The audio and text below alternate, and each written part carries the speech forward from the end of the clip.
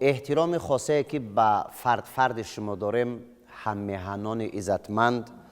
درود و سلام ما گروه ایجادی برنامه دنیا پر از جوانی است را بپذیرید. این سلسله برنامه دنیا پر از جوانی است و ما گروه ایجادی تصمیم گرفتیم که این هفته در موضوع توجه جوانان به آموزش علم‌های دقیق صحبت بیاریم با یک زمره دانشجویان و آموزگاران فعال کالج تکنولوژی شهر دوشنبه که من ایشان را خیر مقدم میگویم به استودیوی تلویزیون سفینه. در مورد آنه که توجه جوانان به آموزش علم‌های دقیق چگونه هست، شرط و شرایط ها چگونه است، خوب یک عالم گفتنی هایی هست که در برنامه ارائه خواهید کرد. و نخست من میخواهم صحبت را از این شروع کنیم که چرا با وجود همه دستگیری هایی که از جانب حکومت جمهوری تاجیکستان است، با وجود مثلا کالج ها و دانشگاه ها است در کشور که خیلی با شرایط های سطح عالی است، ولی هنوز هم ما در آموزش علم های دقیق، در پیشرفت در این سمت، منظورم نسل جوان کشور، به قدر کافی موفق نگردیده ایم. از همون لحظه که این 20 ساله اعلان کرده شد، برنامه مخصوص دولتی قبول گردید برای هر یک دوره که از 5 سال عبارت است و دوره اولی که برنامه آموزشی قبول گردید برای نوئل گردیدن با 5 ساله دوره اول. و امروز چگونه که به همه ما معلوم است، الکی ما با یک دستاوردهای نظررس نوئل گردیده ایستاده هستیم و 5 ساله که ما قبول کردیم برای دوره اولی 20 ساله آموزش، این از چی عبارت بود؟ اول فراهم آوردن شرایط برای آموزش این علم ها،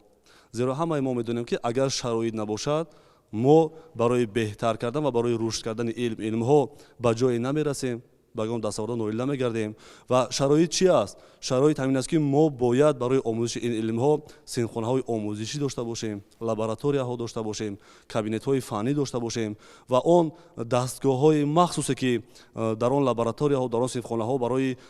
گذراندن درس های عملی به دانشجویان ضرور است، باید ما اونها رو از خارج کشور آورده تامین نماییم که دانشجویان ما توانند که اون چیزی که در نظریه می آموزند در عملی اون رو درست استفاده برده توانند. و ما همین بود که خصوصا در کالج تکنولوژی شهر دوشنبه همین سال با ابتکاری به واسطه رهبر مؤسسه و رئیس کمیته 3 سینخانه آزمایشی یعنی لابراتوری از فن‌های فیزیک، شیمی و بیولوژی ساخته به استفاده داده شد که پورا با همه اون دستگاه‌های نو و زمانوی مجهز گردانده شده است که دانشجویان می‌توانند که درس‌های عملی خود را از این پس درس‌های به واسطه از آنها استفاده برند، از همه اون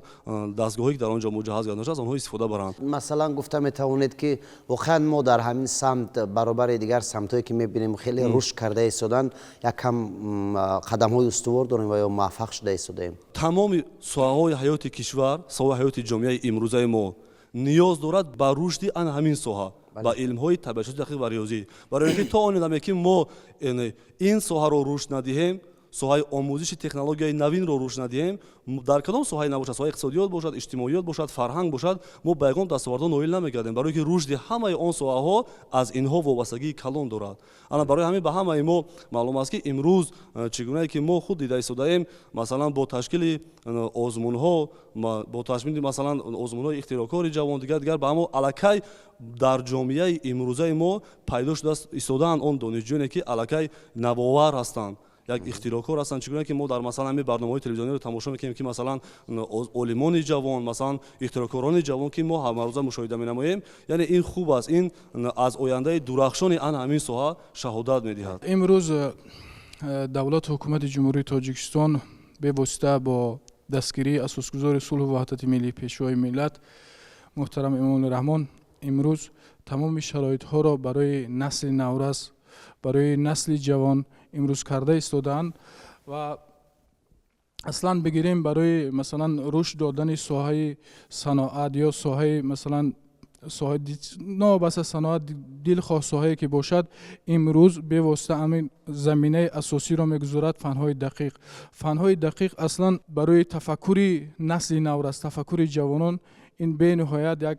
زمینه گذار است. حکومت جمهوری تاجیکستان در نزد خود یعنی هدف ها گذاشته است، هدف مثلا هدف 4 ملی که هدف صنعت‌کنونی با صورت کشور است و اساساً این ساحه را ما نمیتوانیم مقصد به علم‌های دقیق رشد دهیم. البته آموزش علم‌های دقیق میتواند که مثلا همین ساحه صنعت رو، ساحه‌ای که ما در هدف چهارم امروز در پیش ما قرار دادیم، همین ساحه را ما رشد بدهیم و امروز نسل جوان رو ما میباید که همین تکنیکای زمانه‌ای که امروز از خارج کشور به کشور ما وارد می شود، همین را خوب آموزش اون را خوب از خود کند. روی آوردن به علم آموزی، خصوصا به علم‌های دقیق، طبیعت شناسی و فن‌های دقیق، متماتیکا، این برای جوانان، نه تنها برای جوانان بلکه برای پیشرفت جمهوریمون این سهم ارزنده خودش را می‌گذارد، چون که من فکر می‌کنم برای نسل امروزه، برای خوانندگان همه شرایط‌هایی که برای درس لازم است درس امکان مهیا گردیده است و از ما آموزگاران جوان این برمیاد که کوشش نماییم که شوق و رغبت خوانندگان رو برای باز هم بالا برداشتن علم‌های طبیعی بلندتر نماییم و من فکر میکنم که بیشتر جوانان ما انتخاب کردن کسب رو روی یکی است، از صدق دل نیست روی یکی انتخاب کسب خود رو. مثلا شما در کالج تکنولوژی تعلیم میدهید، همین چیز رو البته با چشمانتون میبینید هست؟ بله، الان مشاهده کردیم که چند نفری هستن که انتخاب کسب رو روی یکی انتخاب کردگی هستن. صدق دل نیست، بنابراین همین سبب ها باید هر یک شخص از خردی از دوره مکتبی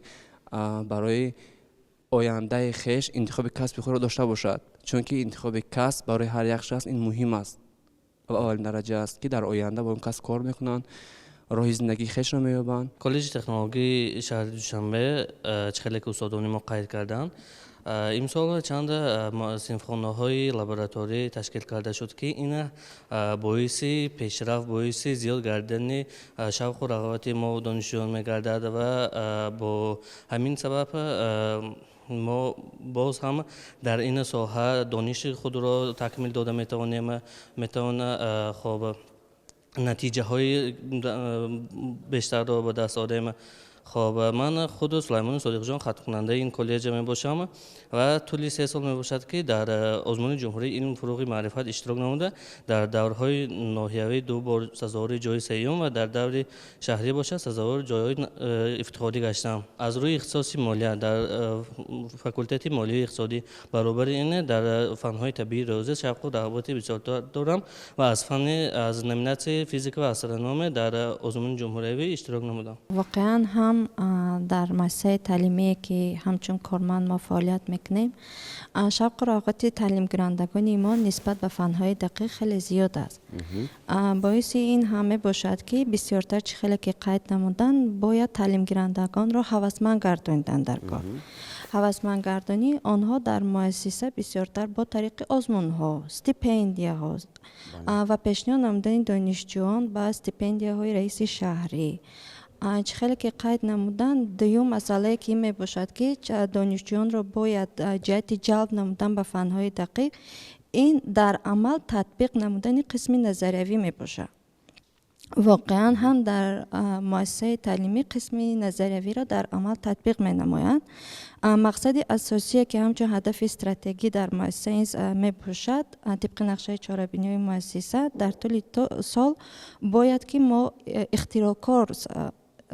نسل نورس بیاریم، اختراعکار باید تربیت نماییم. برای چی؟ این آموزگاران جوانی که همچون از فنهای دقیق درس میدهند قید نمودن که باید که ما راه نشان بدهیم به آن نسل نورس جوانی که همچون کسب خود را انتخاب نمایند، درست انتخاب نمایند. کسب انتخاب نمودن و راه نشان دادن آنها چگونه تعلیم و تربیت آنها همچون این نشان دهنده های اساسی بین جلب نمودن به این فنهای علمهای دقیق و ریاضی می باشد. نرسیدن آموزگاران غیر کسبی در مثلا کالج ها و در شاید دانشگاه هایی که به سمت تکنیکی هستند باعث شده میتواند که واقعا نتوانیم جوانانی را تربیت کنیم که نوآور باشند، اختراعکار باشند و همین چیزها به نظر شما دیده می شود در مؤسسات تعلیمی؟ یک چیز است، یعنی آموزگار هر چی که میداند با دانشجو با خواننده همون رو میآموزد. یعنی در حالی که خود آموزگار اختراعکار نیست، در حالی که خود آموزگار نوآور نیست، او نمیتواند نسل را، کادر را تربیت نماید که اختراعکار باشد، که نوآور باشد. барои ҳамин моро месазад ки худи омӯзгорон бояд аз болои худ бештар кор кунанд. омӯзгороне ки бештар дар ҳамин соҳа масалан кору фаъолият мекунанд дар соҳаи илмҳои табишшуносӣ дақиқ ва риёзӣ. ва имрӯз ки мо аз ҳисоби омӯзгорон мутахассисонро тайёр намудем, умед аст ки оянда мо метавонем ки чунин кадрҳоро дар ҷомеа ба талаботи ҷавобгӯ ба талаботи бозори меҳнат тарбият намоем. ва бинед ки имрӯз аллакай асри илму техника аст. ҷаҳони муосир бо суръати кайҳонӣ ба пеш меравад. ба ҳамаи мо маълум аст, имрӯз ҷаҳонро техникаву технология аллакай дигар идора намуда истодааст. ва бинед ки ҳар рӯза корхонаҳои дигар баромада истоданд ки иқтисоди кормандон бо суръати бениҳоят зиёд рушд карда истодааст. масалан бо як робот метавонад ки кори 100 нафар 200 нафарро дигар иҷро намояд. ва ҳатто бинед ки давлатҳои пешрафтаи дунё коре карда истодаанд ки масалан бинед давлатҳои пешрафтаи дунё давлатҳое ки техникаву технологияи онҳо ба дараҷаи кайҳонӣ пешрафта истодааст, суръати кайҳонӣ, онҳо ҷаҳони муосирро давлатҳои дигар давлатҳоро меомӯзанд ки онҳо яъне бозори онҳо бо чӣ ниёз дорад. замони он расидааст ки бештар рӯй биёварем ба табодули академӣ, яъне хусусан ба равон намудани донишҷӯён, хусусан омӯзгорон ба давлатҳои пешрафтаи дунё барои омӯзиш, барои дар амал татбиқ намудани ана ҳамун донишҳои назарияве ки дар ин ҷо омӯхтанд рафта, яъне онҳо давлатҳои пешрафтаи дунё масалан сифхонаҳои омӯзиши сатҳи бисёр пешрафта доранд, лабораторияи сатҳи пешрафта доранд, рафта аз инҳо омӯхтан накор ва омада дар Тоҷикистон ҳамон чизҳоро татбиқ кардан накор. ё ки мутахассисони ҳамонҳоро даъват кардан накор. имрӯз масалан вазорати маориф ва илми ҷо Тоҷикистон ва хусусан кумитаро зарур аст ки тавонанд то мутахассисони арзандаро даъват намоянд, омада дарсҳои сайёр гузаронанд, масалан дар донишгаҳо, донишгоҳҳо, дар коллеҷҳо, дар муассисаҳои таҳсилоти миёнаи мо омада дарсҳои сайёр гузаронанд ва донишҷӯёни моро аз илмҳои пешрафта бохабар намоянд ва саҳми онҳо, дарсҳои онҳо барои донишҷӯёни мо бисёр нақши муассир дорад. хуб пас масалан барои беҳбудии кор, барои беҳбудии кор, барои масалан ҷалби ҷавононе ки таҳсил мекунанд дар коллеҷи шумо аз ҷониби масалан маъмурият, аз ҷониби омӯзгорон чӣ масалан пешниҳодҳо роҳандозӣ гардааст? манзурам озмунҳо ҳаст, манзурам барои ҷалби онҳо чӣ кор карда истодаед? ҳамин сол худи ҳисоботи омории маркази миллии таҳсилӣ назди президенти ҷумҳурии Тоҷикистон шаҳодат аз он доданд ки аллакай донишҷӯёни мо бештар рӯй оварастанд ба ин илмҳо, ба илмҳои табишуносӣ дақиқ ва риёзӣ. ва худ ман имсол шоҳиди бевосита ҳамин будам ки донишҷӯён дар самти масалан дар факултети технологияи иттилоотии мо нисбат ба дигар факултетҳои мо донишҷӯ бисёртар интихоб кардан ҳамин ихтисосҳоро ва аз ҷониби роҳбарияти муассиса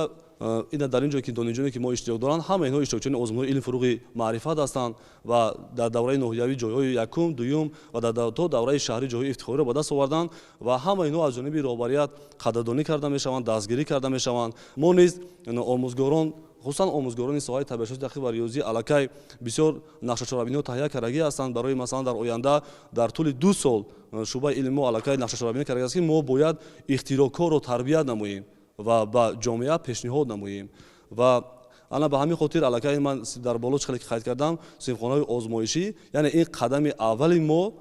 дар ҳамин соҳа аст ки мо боварии комил дорем ки оянда мо метавонем ки аз ин ҳам бо дастовардҳои бузургтар дар ин соҳа дар соҳаи илмҳои табиатшиносӣ дақиқ ва риёзӣ ноил гардем. ҳамкориҳои муассисаи масалан давлатии коллеҷи технологии шаҳри Душанбе бо дигар муассисаҳои берун аз марзӣ чӣ гуна аст? донишҷӯёнатон, омӯзгоронатон барои масалан идомаи таҳсил, барои масалан бозомӯзӣ ба давлатҳои хориҷа мераванд, чӣ гуна аст? коллеҷи муассисаи давлатии коллеҷи технологии шаҳри Душанбе имрӯз барои боз ҳам рушд додани савияи дониши чӣ омӯзгорон бошад, чӣ донишҷӯён, имрӯз як қатор шартномаҳо бо як қатор давлатҳо имрӯз шартнома дорад. аз он ҷумла мо бо ҷумҳурии мардумии чин шартнома дорем ки дар он ҷо аллакай як гурӯҳ кормандони мо аллакай бевосита дар он ҷо рафта курси такмили ихтисос гузаштанд аллакай дар ҳамон ҷумҳурии мардуми чин ва мо дар оянда боз нақша дорем ки дар ояндаи наздик мо метавонем якчанд нафар донишҷӯён, як қатор донишҷӯёнро дар он ҷо барои омӯхтан ва аз худ кардани ҳамон تکنولوژی نوترین که امروز جمهوری مردمی چین استفاده میکند، یعنی امروز ما دانشجو را در آنجا برای تجربه آموزی ما روانه کردن میخواهیم. چی ثمر میارد به نظر شما؟ چی منفعت میارد وقتی که دانشجو میره و تحصیل میکند، چشمش باز میشود؟ آموزگار وقتی که تکمیل اختصاص میکند، به اندیشه شما چی منفعت آور است؟ چی در آینده چی ثمر میارد در کار خود آموزگار، در تربیت و تعلیم گرفتن دانشجو؟ ثمرش همین است که همون اون چیزی که مثلا امروز همون دولت‌های رشد کرده، اون همون تکنولوژی که امروز استفاده میکند، ما میتوانیم از همون تجربه کاری آنها آموخته و آماده در همین جمهوری خودمون، در دولت خودمون در عمل آنها رو تطبیق کنیم. یعنی از همون کاری که امروز مثلا اون دستاوردی که آنها نایل شدن، ما میتوانیم همون دستاورد از همون تجربه کاری آنها تجربه گرفته امروز در عملیات در جمهوری خودمون همون چیز رو تطبیق کنیم. میسیای خودتون رو در چی میبینید همچون آموزگار؟ وظیفه هر یک خود آموزگار در اون است که یک نسل نورس رو به وی رساندن. پگاه اون شاگردی که تیار می شود در پیش خود مقصد می‌گذارد، از آن وظیفه انتخاب کرده خود زندگیش رو پیش میبرد. وظیفه ما در اون است که انتخاب کردن من همچون یک آموزگار از آن سبب است که در ساحه علم و معرف، یعنی در ساحه فن‌های دقیق، یعنی یک همچون آموزگاری جوان وظیفه خود رو، یعنی سهم ارزنده خود رو گذارم. علمت با عمل چو یار گردد، قدری تویه که هزار گردد. بله. بهترین ثروتی که انسان در طول حیات خود به دست می آورد این علم است و این بارگاهی که این خزینه معانی را به انسان تقدیم می کند مکاتب هاست و کالج تکنولوژی ما نیز از زمره چنین درگاه علم و معرفت است. ما جوانان کوشش و زحمت به پایان می کشیم تا اینکه دانش خود را مکمل کنیم، صیقل دهیم و در جاده علم و معرفت پیش رویم. سراول باید ما کسب خود را درست انتخاب نماییم تا اینکه در آینده علم آموخته متخصص ورزیده گردیم و به خلق و ملت خود صادقانه خدمت نماییم. من مراد و ندا هستم، ختم کننده کالج تکنولوژی شهر دوشنبه و اینچنین من یکی از اشتراکچیان آزمون شهری تو قلب تاجیکستان دوشنبه هستم که من در دو دور اول، یعنی در دور داخلی مؤسسوی و در دور ناحیوی آن سزاوار جای اول گشتم. در دور شهری نیز اشتراک نمودم. حالا باشد من نتیجه آزمون را انتظار هستم. امیدوار هستم که در این دور نیز سزاوار جای افتخاری میگردم و نام کالج خود را بلند میبردارم. در کالج تکنولوژی ما برای ما جوانان، یعنی برای ما دانشجویان تمام شرایط ها مهیا کرده شده است. در کالج ما آموزگارانی خیلی ورزیده و پیشرفته اختراعکار نیز هستند که ما را تیار میکنند تا اینکه ما در آزمون ها رفته جایهای نمایان را اشغال کنیم. از سببی که ما در آزمون ها اشتراک میکنیم، از طرف مؤسسه ما هوسمرگردانی های زیاد هست است. ما جوانان را با تحفه ها، با سپاسنامه و افتخارنامه ها قدردانی میکنند. برای ما جوانان از طرف مؤسسه ما جوانان را به هر گونه محفل ها، به دانشگاه ها، به کتابخانه و آثارخانه ها میبرند تا اینکه ما مشاهده نماییم از آن محفل ها، از چیز بهره برده جهانبینی خود را وسیع گردانیم و برای خود چیز نو گیریم. این زمان در 3-4 آزمون اشتراک کردم. یکم این در آزمون علم فروغ معرفت که در نمینه خیمیا که در دوری اول و دوم، یعنی داخلی مؤسسوی و ناحیوی سزاوار جای در داخلی سزاوار جای اول و در ناحیوی باشد سزاوار جای سوم و در دور شهریش سزاوار جای افتخاری گردیدم. با عقیده شخصی من باید هر یک برای پیشرفت علم فنهای دقیق، طبیعت شناسی، ریاضی، باید هر یک شهروند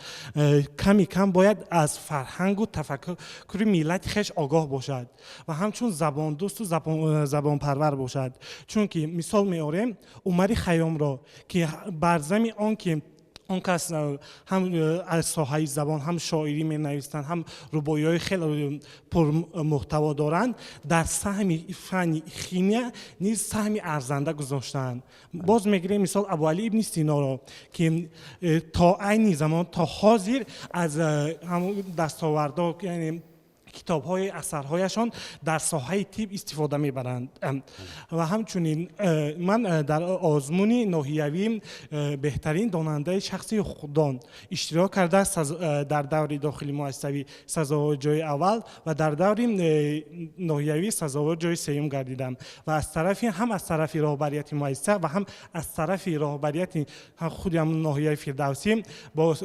مکافات پولی ها و توفیق‌های مالی پولی قدردانی گردیدم. دانشجویانتون در آزمون علم فروغ معرفت چگونه خواهش اشتراک کردن دارند؟ چند نفر اشتراک میکنند همین سالها؟ چه اختراعات دارید از جانب جوانان آموزگارانتون که مثلا امروز شاید اختراعات دانشجویان و آموزگاران شما در عمل تطبیق شده باشد؟ نوابسته از آنه که هر دفعه محفل‌های علمی برای تیار نمودن دانشجویان جدا نمودن بین تعلیم گیرندگانی که اختراعکار هستند از طرف مؤسسه پیشروی ها دستاوردها نایل گردیده ایستاده است. هم از سالا دانشجوهایی که در کالج تحصیل می نمایند نوابسته از آنه که آنها را بر المپیاده ها تیار می نمایند، از فنهای طبیعی دقیق و ریاضی آنها به دورهای ناحیوی شهری راه یافتند، اشتراک می نمایند، سزاوار جایهای نمایان می گردند که این وابسته از آن شهادت می‌دهد که نمایان نمودن معرفی کالج در بین شهر نوابسته از آن که ما کالج تکنولوژی فعالیت میکنیم، سمت ما این رویه سمت تکنولوژ میباشد. در سمت تکنولوژ از روی برنامه هایی که فعالیت میکنند دانشجوی ما طریق برنامه تیار نمودن، چگونه در برنامه ها کار کردن، همه اینها از طرف آموزگاران،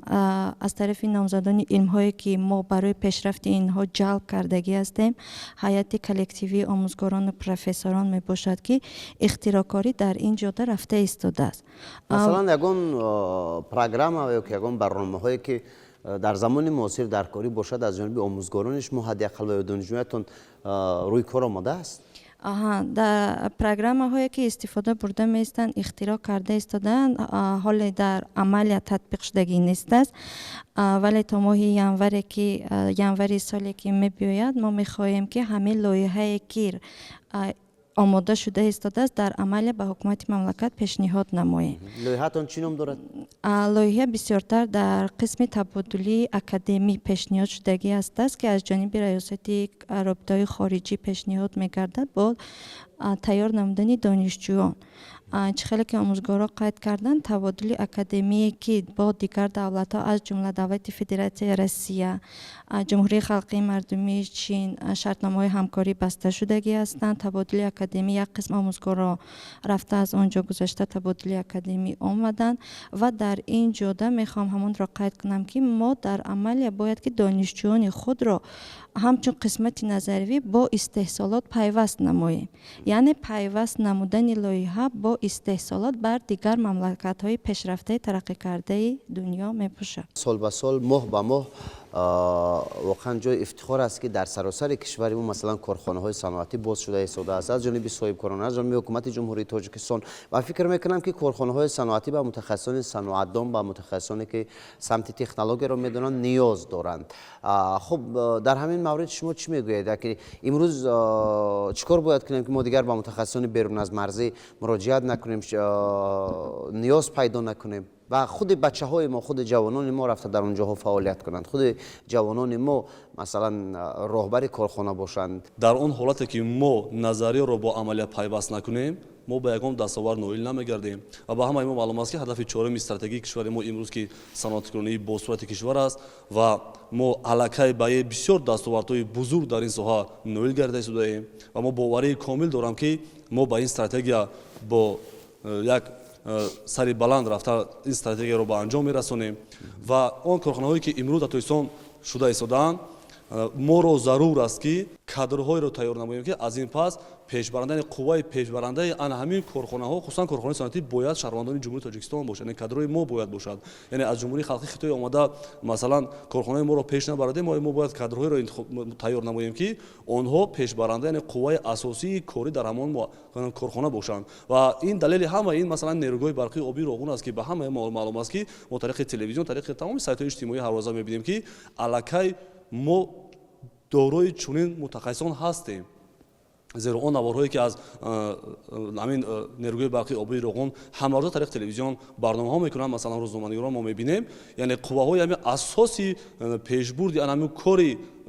ҳамаи техникаву технологияи ҳамин роғун шаҳрвандони ҷумҳурии Тоҷикистон ҳастанд, ки ин дастоварди беназири мо дар ин соҳа аст ва мо боварии комил дорем ки оянда дигар тамоми корхонаҳои моро қувваи пешбарандааш худи шаҳрвандони ҷумҳурии Тоҷикистон, шаҳрвандони ватанӣ мешаванд. Зеро